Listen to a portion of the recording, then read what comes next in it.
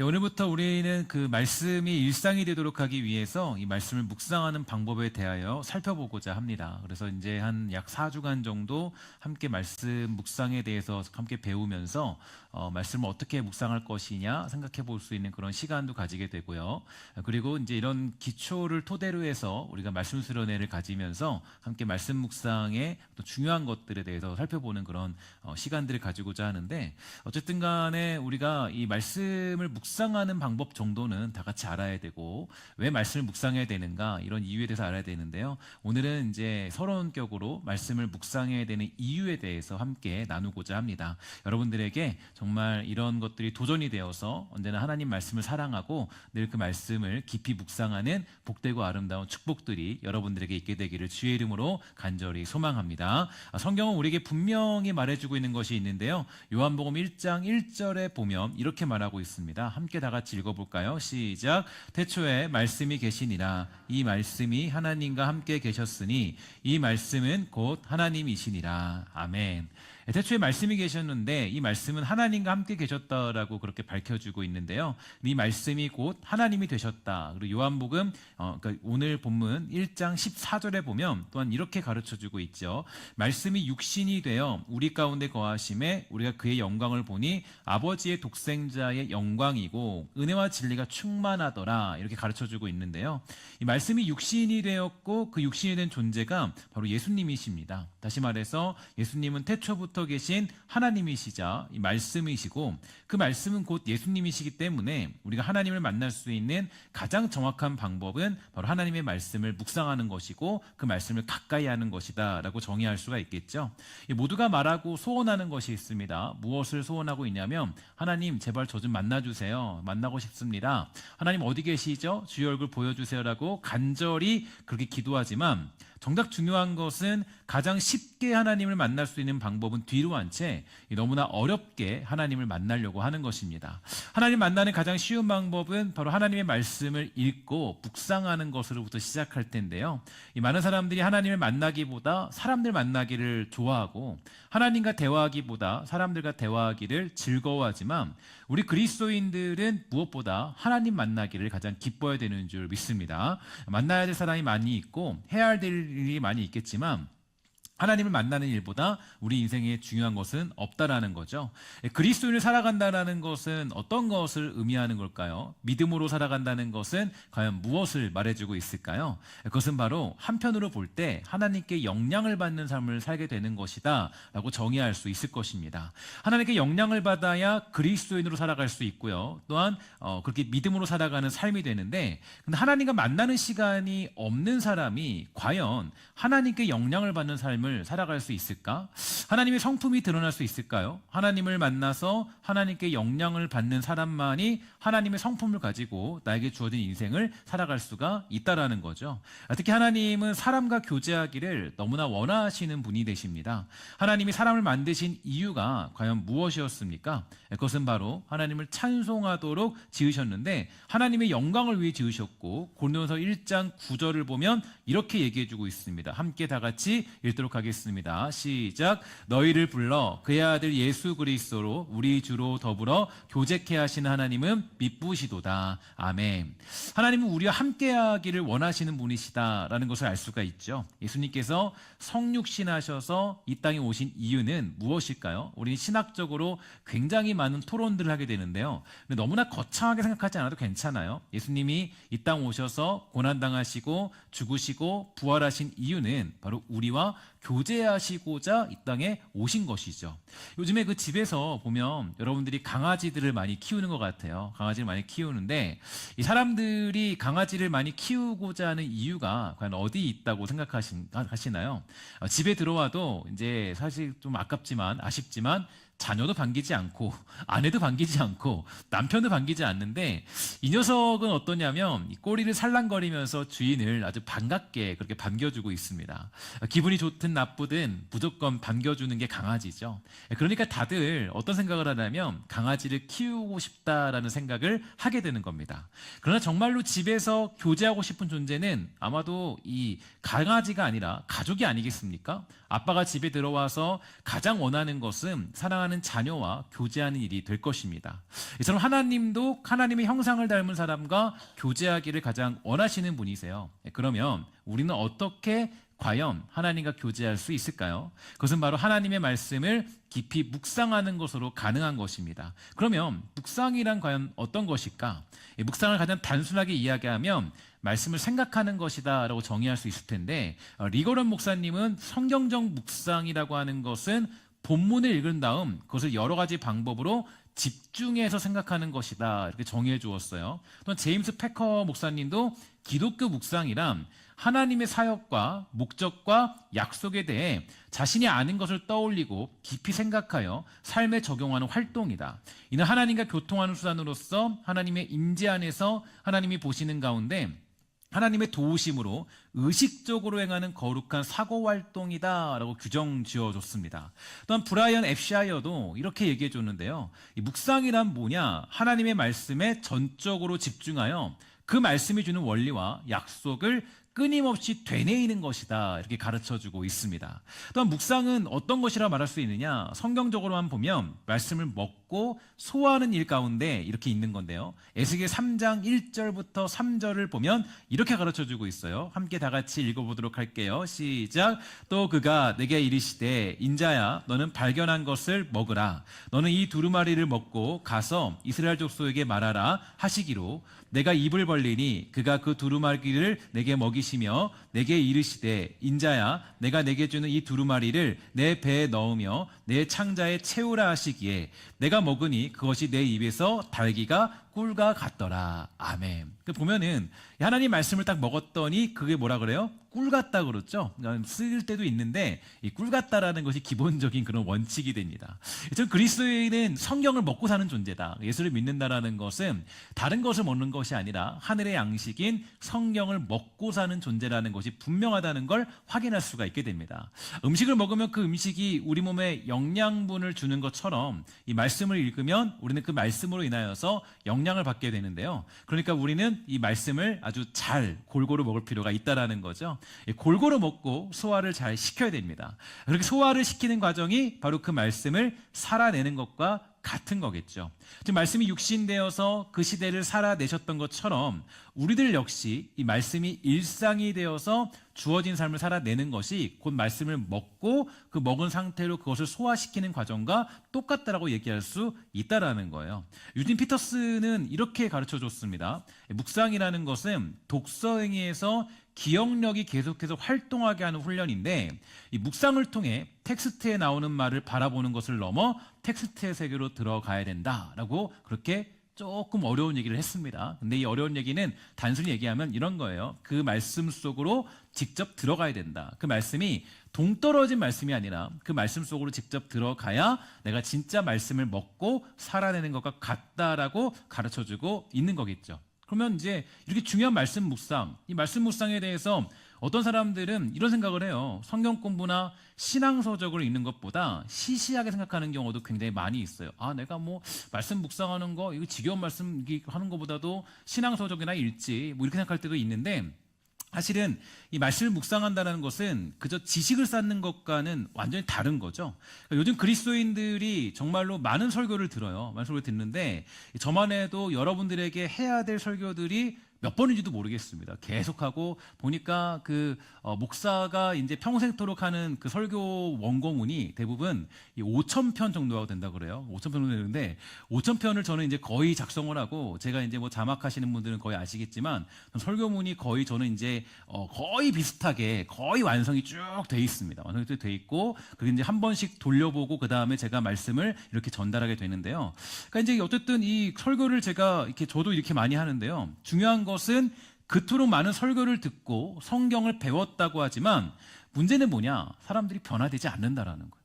그러니까 말씀을 들어도 왜 변화가 안 되느냐? 그러니까 말씀을 들었는데 변화가 안 되는 모습이 있다라는 거예요. 그것은 바로 그저 이 지식이 지배하는 신앙생활을 했기 때문입니다. 우리나라 사람들의 영어 공부를 좀 예를 들면 영어 공부는 거의 가히 최고라고 할 수 있죠. 우리나라는 진짜 정말 열심히 영어를 배워요. 많이 배우고 단어도 많이 외우고 문장도 많이 외우고 시험도 치고 뭐 여러 가지 합니다. 수학능력 시험 통해서 영어 시험도 보는 그런 나라가 우리나라잖아요. 근데 문제는 그렇게 많은 영어를 배워서 공부하지만 오히려 이 많은 한국 사람들의 어떤 아쉬움들은 외국 사람을 만나면 말도 잘 못하는 사람들이 정말 많이 있다라는 거예요. 그러니까 고등학교 과정 나오면 원래는 외국 가서 그냥 뭐 이렇게 뭐 어느 정도 대화도 할 수 있는 정도로 배우는 게 맞잖아요.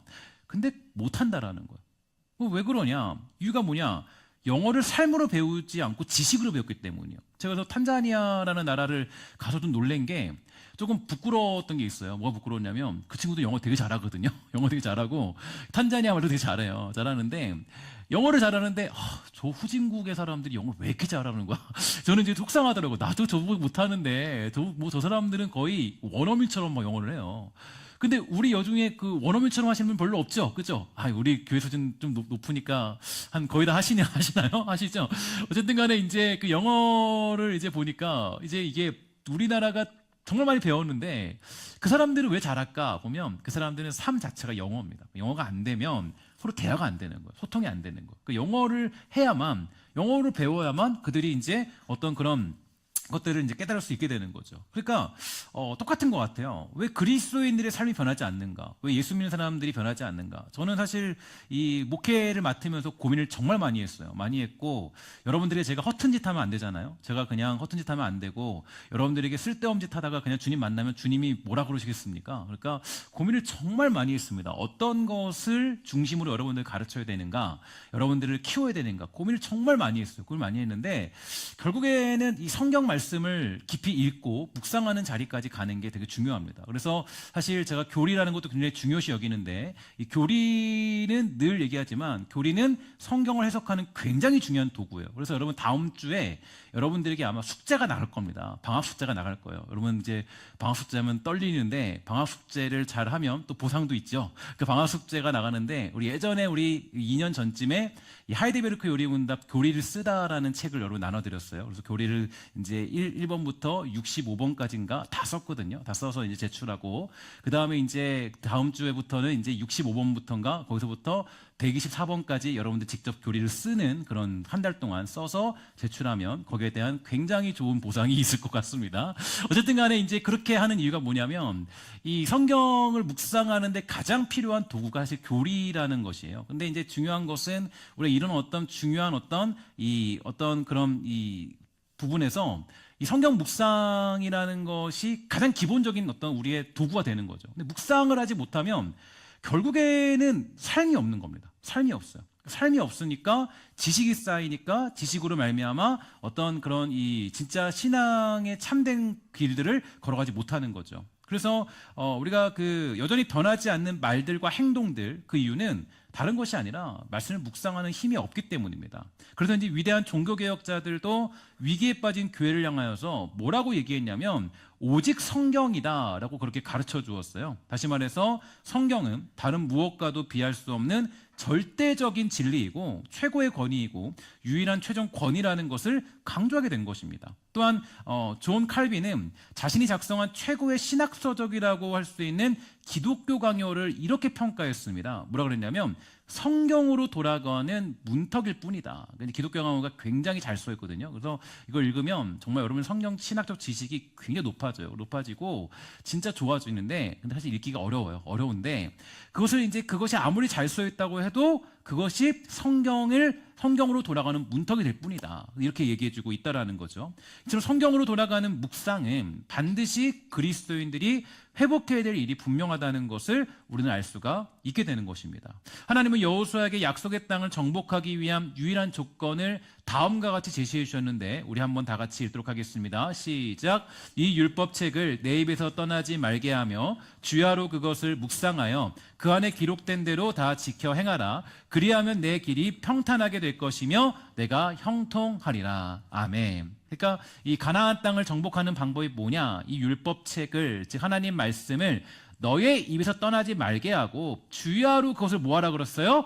묵상하여서 그 안에 기록된 대로 다 지켜 행하라. 그러니까 성경이 강조해 주는 것은 언제나 여기 있습니다. 말씀을 묵상했다면 묵상과 함께 따라오는 것이 적용이에요. 적용이고 묵상에서 적용이 빠지면 사실 그건 진짜 묵상을 한 것이 아닙니다. 그래서 진짜 묵상이라는 것은 그 말씀을 묵상하여서 나에게 주어진 삶 가운데 살아내고자 하는 것. 그래서 그것을 묵상하여서 그 안에 기록된 대로 다 뭐하라 그러는 겁니까? 지켜 행하라라고 그렇게 가르쳐주는 것은 묵상이라는 것을 통해서 그냥 지식이 끝나는 게 아니라 나의 삶 가운데 살아낼 필요가 있다라는 거죠. 오직 말씀을 읽고 묵상하는 것, 그것만이 하나님이 주신 약속을 이루는 유일한 방법이 되는데요. 우리는 하나님의 뜻이 이 땅에 이루어지기를 바라고 나에게 하나님의 약속이 성취되기를 원하지만 그 일이 이루어지도록 하기 위한 가장 중요한 일은 가장 멀리할 때가 너무나 많은 것 같아요. 그러니까 내가 예수를 믿고 가장 먼저 하고 가장 가까이 될 것은 다른 게 아니라 하나님 말씀을 가까이 하는 겁니다. 예수를 믿고 여러분들이 가장 소홀히 하는 게 뭐예요? 근데 말씀을 가까이 하는 거예요. 제가 정말 소홀히 하는 게 많은 그리스도인들이 다른 거는 정말 열심히 열을 내며 하는데 되게 정말 아쉬운 것은 하나님 말씀을 가까이 하는 것은 묵상하는 것은 가까이 하지 않을 때가 너무나 많이 있어요. 그러면 일주일에 한 번 듣는 설교 아니면 그냥 주중에 한 번 듣는 설교 이런 걸로 만족하고 있는데 절대로 그것으로는 삶의 변화가 일어날 수 없는 것이에요. 모세는 80세라는 고령에 애굽 땅에서 종으로 살던 이스라엘 백성들을 데리고 출애굽했습니다. 모세를 따라 나온 이스라엘 백성만 해도 60만 명, 장정만 60만 명인데요. 어린아이를 포함하면 한 200만 명 정도라고 추산이 되죠. 여러분 제가 보니까 요즘에 이제 애기 엄마들이나 이렇게 우리 유아부나 유치부 애들 데리고 다니는 엄마들 보면요. 한 명, 두 명 데리고 다니면요. 한 명만 있어도요. 어때요? 거의 막 미칠라 그래요. 막 힘들고 막 한 명만 있어도 막 이거 진짜 어떻게 해야 돼? 막 그러면서 괴롭잖아요. 근데 생각해 보세요. 근데 모세는 몇 명을 데리고 다녔냐면요. 200만 명이에요. 200만 그 중에서 제 생각에는 한 80만 명 정도는 어린아이겠죠. 200만 명을 데리고 다니는 거예요. 광야길을 그것도 몇 년 동안? 40년 동안. 200만 명 데리고 40년 동안 다닌다. 저는 꿈에도 생각하고 싶진 않습니다. 광야길을 그것도 200만 명을 데리고 다닌다. 그건 광야죠. 여러 가지 위험이 있어요. 먹을 것이나 마실 물이나 날씨 등과 싸워야 되는 어려움에 봉착되어 있는 곳이 바로 광야라는 곳입니다. 그런 광야에서 어떻게 모세는 40년 동안이나 백성들을 탁월하게 인도할 수 있었을까요?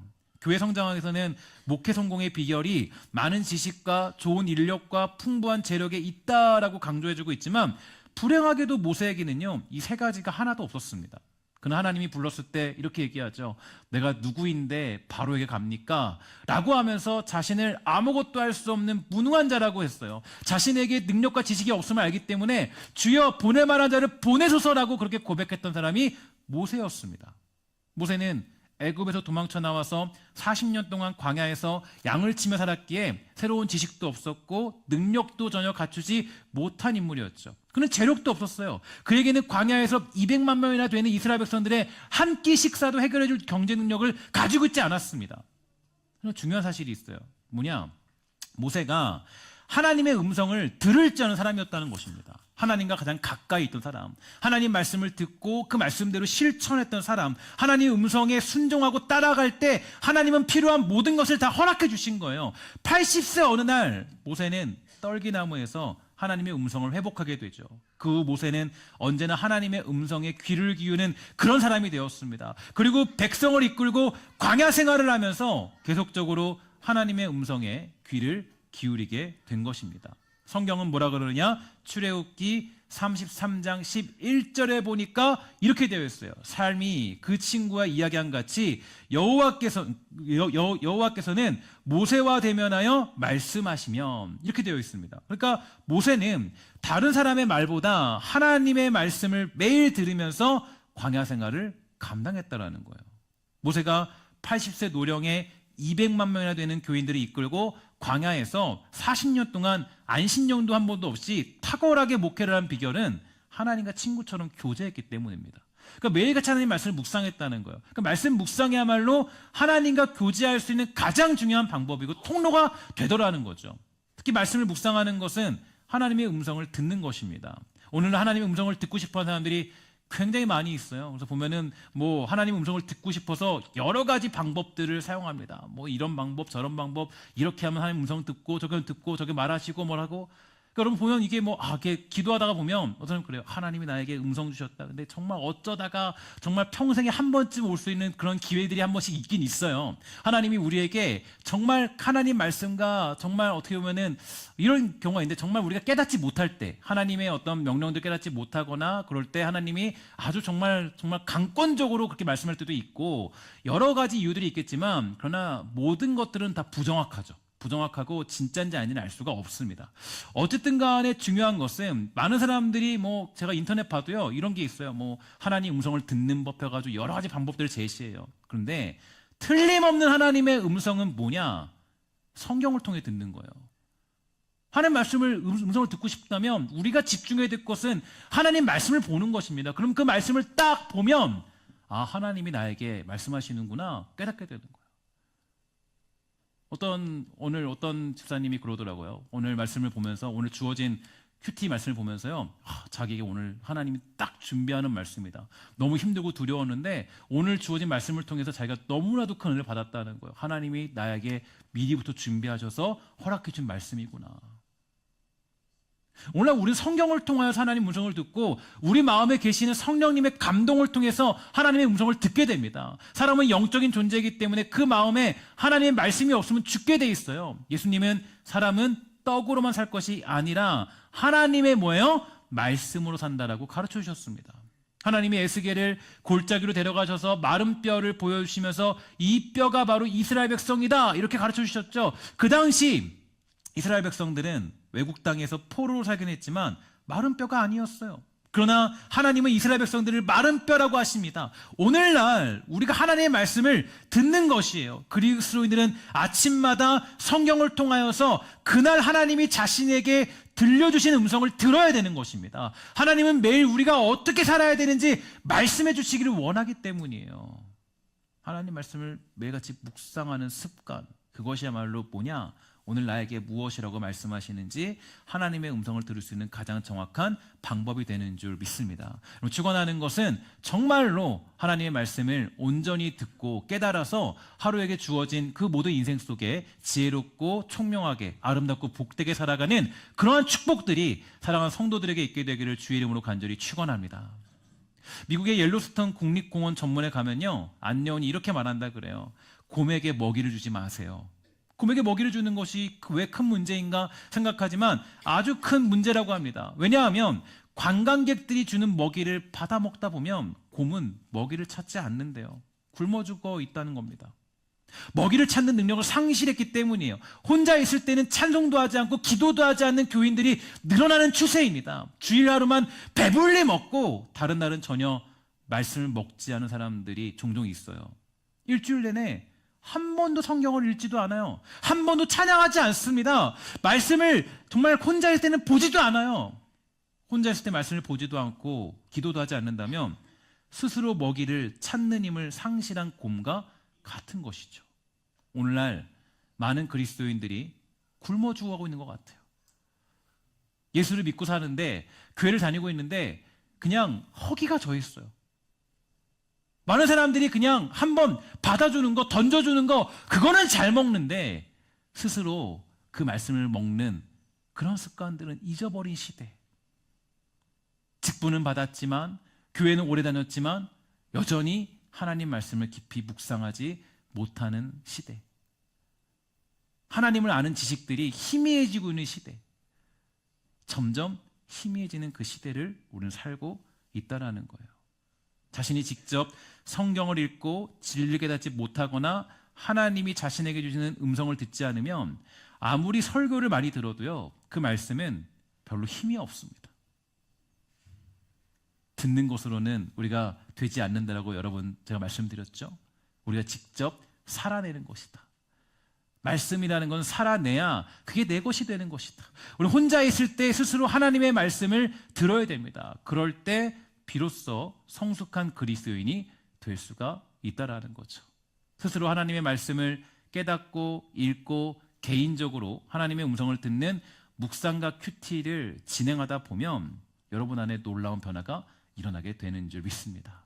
제가 오늘 오전에 말씀드렸지만 한 번, 두 번 그냥 몇 번 하다가 에이 지겹다 안 해 아무 일도 없는데 그러면 안 된다고 그랬죠. 우리가 해야 되는 일은 어떻게 해요? 적어도 나아만 장군처럼 7번 이상은 감당해야 돼요.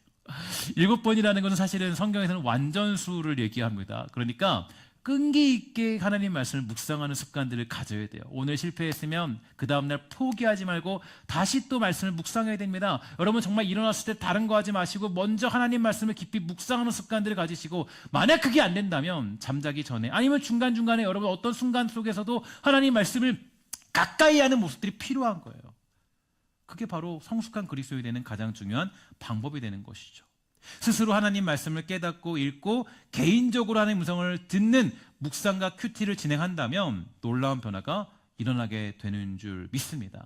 하나님 만나는 방법이 많이 있겠습니다. 그러나 그 중에서도 성경을 펴놓고 말씀을 통하여서 하나님 만나는 것이 가장 좋은 방법이에요. 매일 새벽이나 아침이나 말씀을 펴서 하나님의 이야기를 듣는 사람들이야말로 가장 탁월하게 인생을 살아갈 수 있는 복들을 누리게 되는 것이겠죠. 축복하는 것은 여러분들이 이번 25년도에는 하나님 말씀을 더욱더 가까이 하는 주의 사람들 되기를 주의 이름으로 간절히 부탁을 드리겠습니다. 우리가 정말 이 땅 살아갈 때 정말 예수 믿고 살아가는데 그리스도인에 불구하고요, 너무나 중요한 것을 잊고 살았어요.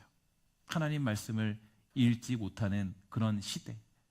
그래서 저는 그래도 너무 자랑스러운 건요, 제가 적어도 이게 5년 정도 이제 했지 않습니까? 코로나 시대에도 보냈고 하면서도 그때도 여전히 잊지 않고 이 매일 성경을 통해서 여러분들과 함께 말씀을 늘 나눴어요. 새벽 기도 때 늘 같은 본문으로 늘 진행했고, 벌써 여러분 그렇게 따지면 성경을 여러분 아주 정독하여 읽은 겁니다. 아주 깊이 묵상을 읽은 거예요. 아주 깊이 묵상하여서 다 성경께 말하는데, 그냥 신성교회 다니면 알아서 뭐예요? 알아서 성경을 읽게 해주는 곳이기도 해요. 그러나 중요한 건 한 가지 있죠. 뭐냐? 여러분들이 직접 스스로 갈망과 목마름을 가지고 하나님 말씀 읽기를 여러분 멈추지 마시고 말씀을 깊이 묵상하는 그 습관이 바로 여러분들을 살리는 탁월한 그런 길로 인도해 주는 줄 믿습니다. 25년대는 여러분 더욱더 하나님 말씀을 가까이 하여서 그 말씀을 통하여서 은혜를 누리며 살아가는 복된 성도, 우리 사랑하는 신성의 모든 권속들 다 되시기를 주의 이름으로 간절히 부탁을 드리겠습니다. 기도하겠습니다. 하나님 감사합니다. 은혜 풀어주셔서 우리가 하나님의 주신 베푸시는 사랑과 은혜 속에서 하나님 말씀을 받게 되었습니다. 하나님, 왜 말씀을 묵상해야 되는가 깨닫게 되었는데, 그 말씀을 깊이 묵상함으로 하나님 정말 우리가 탁월한 인생으로 살기에 부족함 없는 주의 백성들 되도록 주여 붙들어 주시옵소서. 하나님, 기도하기 소망하는 것은 성도들이 그냥 직분만 받고 또 아니면 정말 연수만 높아지는 것이 아니라 하나님 말씀에 대한 그 깊은 묵상들이 가득히 넘쳐나서 하나님 말씀을 또한 나눌 수 있는, 또 그것을 적용할 수 있는 삶으로 살아가도록 주여 돌보아 주시옵소서. 모든 말씀 예수님의 이름으로 간절히 기도합니다. 아멘.